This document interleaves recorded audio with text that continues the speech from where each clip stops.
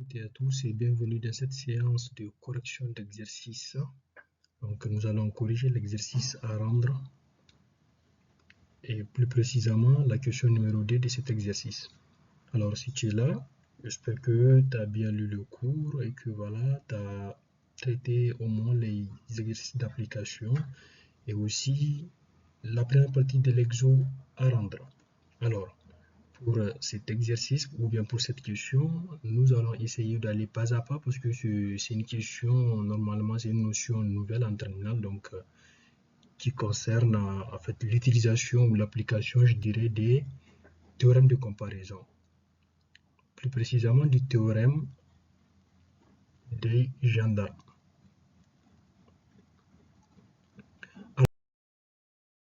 Alors, avant de répondre à notre question, nous allons essayer de rappeler vite fait le théorème des gendarmes que nous allons appliquer par la suite. Alors, soit f, g et h, donc trois fonctions définies sur un intervalle i quelconque, et a un réel appartenant à cet intervalle i ou bien une extrémité de i. Alors, si, donc la première condition, si pour tout x qui appartient à cet intervalle-là i, c'est-à-dire sur tout l'intervalle i, si on a g de x qui est inférieur ou égal à f de x, qui est à son tour aussi inférieur ou égal à h de x, et que la limite de, quand x tend vers a de g de x, donc a le réel a, est égal à la limite quand x tend vers a de h de x est égal à L, donc quand ces deux limites valent L, lorsque x tend vers a, alors la limite quand x tend vers a de f de x, elle aussi vaut L à son tour. C'est ça le théorème des gendarmes. Nous l'avons vu dernièrement à la fin de notre cours sur le domaine des définitions et calcul des limites. Alors, c'est très important à se rappeler. C'est très important. Ça aide beaucoup dans le calcul des limites à retenir. Alors, pour donc la première partie de cette question, il nous a été demandé de montrer pour tout x appartenant à 1 plus l'infini, 1 demi inférieur ou égal à x sur x plus 1 inférieur strictement à 1. Alors, nous allons le faire en 4 étapes. Donc, on a x qui est supérieur ou égal à 1, qui est juste une traduction de cette écriture, à ne pas oublier. Donc, on a juste traduit cette écriture, le fait que x appartient à l'intervalle fermé de 1 à plus l'infini, donc c'est ça qui est traduit ici. Donc ça, on a ça, le x est supérieur ou égal à 1. Donc, lorsqu'on met un 1 de chaque côté, donc à gauche et à droite, ici on aura x plus 1, bien sûr, et ici on aura 2, parce que déjà ici on a un 1, donc ça fait 1 plus 1 qui fait ici les 2. C'est donc ce qui fait qu'on a donc x plus 1 qui est supérieur ou égal à 2. Et par la suite, l'inverse, pour l'inverse, c'est que quand on inverse, donc le sens de l'égalité, le sens de l'inégalité va aussi changer. Alors, donc on a inversé, donc le sens de l'inégalité va changer. Ici, on a supérieur ou égal à 2. On est passé de a inférieur ou égal à 1 demi. Parce qu'on a inversé, donc 1 sur x plus 1 inférieur ou égal à 1 sur 2. Alors, donc ça, c'est notre première étape. Pour donc, la deuxième étape, il faut aussi remarquer que x plus 1, logiquement, donc x plus 1 est strictement supérieur à x. Donc, pour ces x-là, pour les x qui appartiennent à intervalle 1 fermé à plus l'infini, x plus 1 est supérieur strictement à x. Donc, x plus 1 strictement supérieur à x. Juste un simple exemple. Supposons que, exemple, x égale à 3. Donc, si x égale à 3, n'est-ce pas? Donc, on sait qu'il est évident que 3 plus 1 est strictement supérieur à 3. C'est clair, parce que voilà, on sait que 4 est strictement supérieur à 3. C'est ça. Donc, c'est ce qui traduit cette égalité. On est sur cet intervalle. On n'est jamais oublié. Donc faites très attention sur cet intervalle. On est ici. Donc on est là. Alors, donc sur ça, c'est assez logique et clair. X plus 1 est strictement supérieur à X. Alors, si on a ça, donc même bon, ici aussi, on aura quoi? On sait que voilà, les X qui est ici, le X qui est là, il est comment par rapport à X plus 1? On sait qu'il est plus petit que X plus 1, c'est ce qu'on vient de dire ici. Alors, si on divise un nombre, si deux nombres, entre deux nombres, je prends A et B, exemple A, je prends A et B, excusez pour mes écritures, donc A et B, si on prend A et B, deux nombres, sachant que A est supérieur à B, n'est-ce pas? Donc, et A, et on a A qui est supérieur à B, alors logiquement, je reviens ici, donc logiquement, on doit s'attendre à ce que lorsqu'on va diviser le B, donc lorsqu'on va diviser B par A, logiquement, on doit s'attendre à ce que cette quantité soit inférieure à 1. Donc, ça va forcément donner 0, donc on aura 0, quelque chose ici. On aura 0, quelque chose. Donc, c'est-à-dire parce que le B, il est plus petit que le A. Donc, si on les divise par A, ça sera forcément strictement inférieur à 1. Ça ne peut pas être égal à 1 parce que le A est supérieur strictement au B. Donc, c'est la même chose ici. On a le X plus 1 qui représente, il représente ici notre A en fait. Voilà. Et ici, le X qui est là représente notre B. Donc, lorsqu'on divise ces X là par X plus 1, forcément, il sera strictement inférieur à 1. Voilà, tout simplement. Donc là, on a un deuxième point. Alors, est-ce que je vais effacer ces écritures pour que ça soit lisible?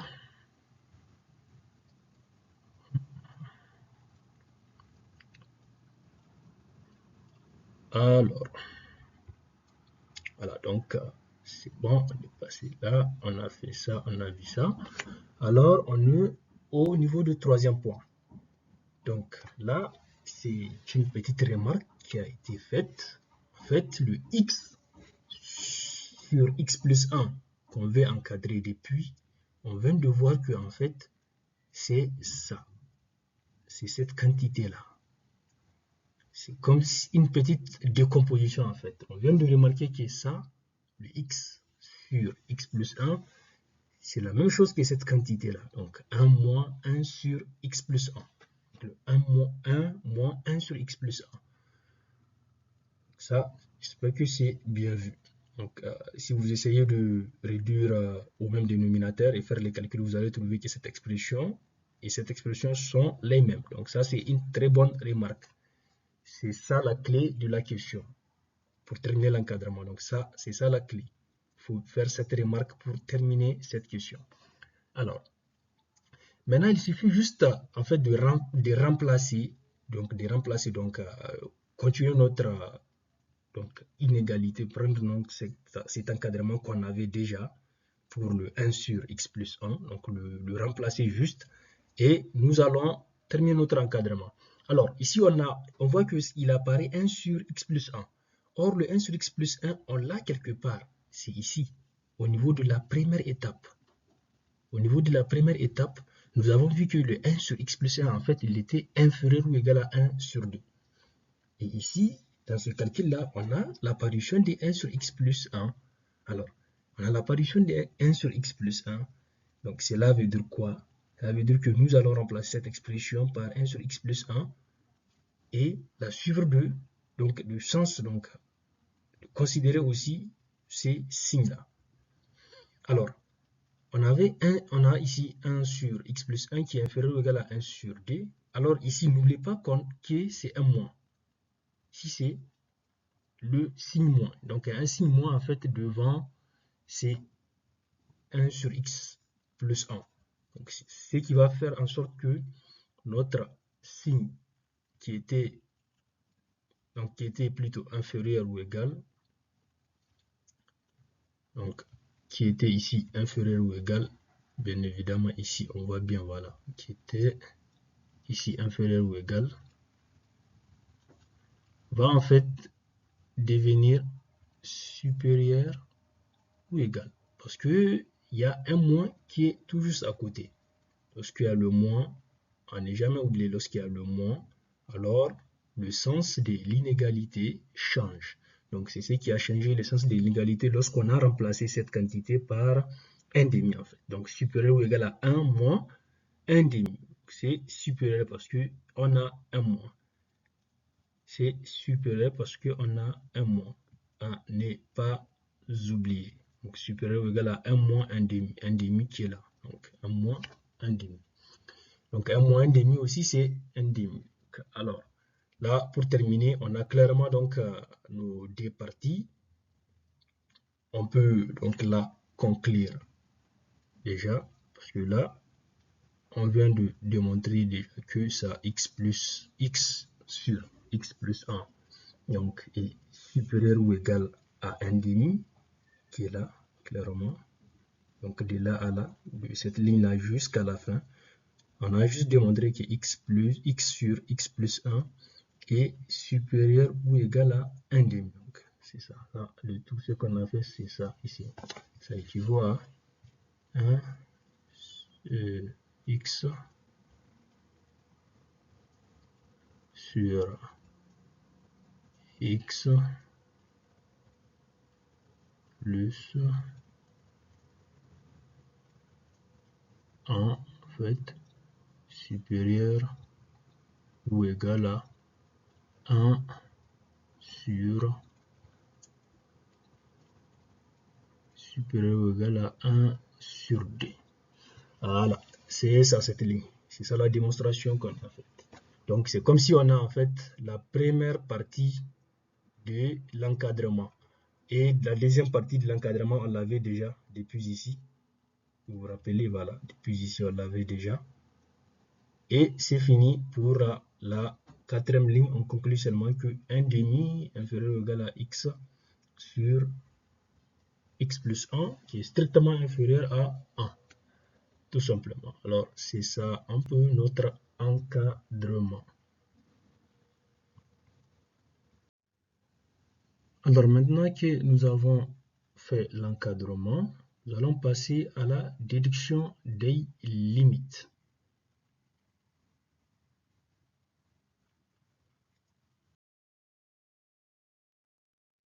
Alors, primo, on nous a demandé de déduire la limite quand x tend vers plus l'infini de x, racine de x sur x plus 1. Alors déjà, on voit une petite ressemblance en fait avec l'encadrement qu'on a fait. Donc, on doit se dire que forcément, on va se servir de la première partie, donc l'encadrement qu'on a fait, pour déduire cette limite. Et c'est là que nous verrons en fait l'utilisation du théorème de comparaison. Donc plus précisément du théorème des gendarmes. Alors, pour ce faire, je rappelle l'encadrement que nous avons fait au niveau de la première partie, donc qui est ici. Et nous allons nous en servir pour calculer cette limite. Alors, donc, nous avions déjà dans la slide précédente cet encadrement. Alors là, nous allons essayer de chercher l'encadrement de cette fonction à partir de cet encadrement que nous avons déjà établi. Donc ça sera une déduction directe. Ici, donc, si nous considérons cet encadrement, nous allons remarquer que pour obtenir la fonction ici, pour obtenir cette fonction, en fait, il nous suffit juste d'ajouter une racine carrée, ce qui nous conduit en fait à multiplier tout l'encadrement par racine carrée de x. D'où le résultat suivant. En multipliant par racine carrée de x, bien sûr, racine carrée de x qui est quand même qui est la racine carrée de x qui est positif. Donc, en multipliant, on n'aura pas de souci de changement des signes. On n'aura pas, les signes ne vont pas changer, les signes vont rester intacts. Donc les signes ne vont pas changer, ni les bornes. Donc c'est positif. Alors 1, on aura donc 1 sur 2 racine de x qui est inférieur ou égal à x racine de x sur x plus 1, qui est strictement inférieur à racine de x. Donc voilà notre résultat d'encadrement. C'est là, nous donne en fait, ou bien nous rappelle en fait le début donc d'une des conditions d'application de théorème de gendarme. Parce que la première condition, c'est que c'est d'avoir déjà un encadrement. La fonction qu'on veut est là, on a un encadrement. Donc notre première condition est là. On a un encadrement bien sûr de cette fonction dont nous voulons chercher la limite. On a un encadrement donc par la fonction 1 sur 2 racine de x et la fonction racine de x. Maintenant, nous allons vérifier la deuxième condition, à savoir calculer la limite de cette fonction à gauche et cette fonction à droite, voir si c'est la même chose. Bien évidemment, on l'a fait, c'est ici, et c'est la même chose, parce que la limite kx tend vers plus l'infini de cette fonction, qui est 1 sur 2 racines de x, et bien sûr plus l'infini, et la limite quand x tend vers plus l'infini des racines de x est égal à plus l'infini, donc les deux limites valent, les limites des deux fonctions en fait valent plus l'infini. Donc, directement par le théorème de gendarme, on conclut que la limite quand x tend vers plus l'infini de la fonction au milieu, donc x racine de x sur x plus 1, vaut aussi plus l'infini. Ça, c'est d'après le théorème de gendarme. Alors, de même, nous allons calculer la limite aussi quand x tend vers plus l'infini de cette expression. Toujours, nous allons passer, donc nous allons rappeler notre encadrement sur la slide précédente et nous allons passer par encadrer la fonction que nous voulons, ensuite appliquer le théorème de comparaison. Vous voyez un peu l'importance de ce théorème qui est vraiment puissant et simplifie beaucoup de choses, simplifie les calculs. Donc, dès qu'on a un encadrement, normalement, ça doit être un réflexe pour nous qu'on doit avoir ces réflexes en fait de chaque fois qu'on a un encadrement, d'essayer d'utiliser les théorèmes de comparaison.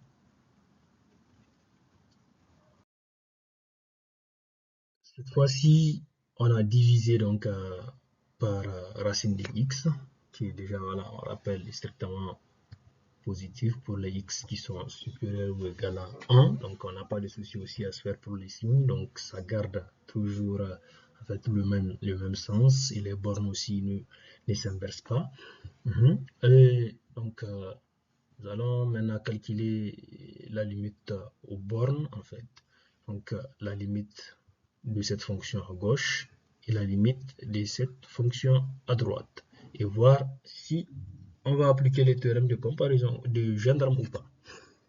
Alors, après calcul, donc, on trouve directement limite quand x tend vers plus l'infini de 1 sur 2 racine de x. Ça vaut bien évidemment 0. La limite quand x tend vers plus l'infini de 1 sur racine de x vaut aussi 0. Donc, les deux limites valent la même valeur qui est 0. Par le théorème de gendarme, on conclut que la limite de la fonction au milieu, quand x tend vers plus l'infini, vaut aussi 0. Et c'est là l'application de notre théorème de comparaison. Donc, un réflexe à bien garder, à bien retenir et à avoir surtout, lorsqu'on nous demande un encadrement, lorsqu'on nous demande d'encadrer une fonction ou d'encadrer un terme, nous devons savoir que dès qu'on nous demande dans la question qui suit de calculer la limite, alors la première des choses à laquelle nous devons penser normalement, c'est le théorème de comparaison. Merci pour votre attention.